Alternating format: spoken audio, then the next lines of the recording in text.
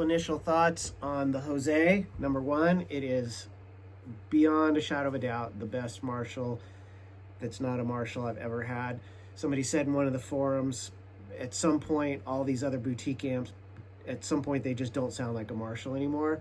And we want that, even the Soldano, I love it, but then there's a point where you're like, I like what it does. But I've owned 80s era JCM 800s that are modded. Little fizzy for me. I'm just not into it. Doesn't sound that great. And I had a JMP that was a 79, very classic era. Liked it, but felt like it was a one-trick pony. This amp, because your normal volume and the first volume, I just have a dime like most people, and then you find to taste on the second volume, the normal volume, and figure out where you like it.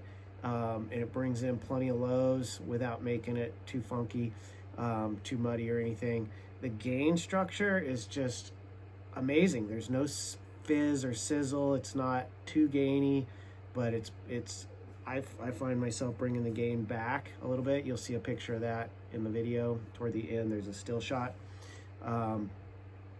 But just really happy with it. It gets all the classic tones, but it's got the mids we want, and yeah, just sounds really good and feels really good under your fingers.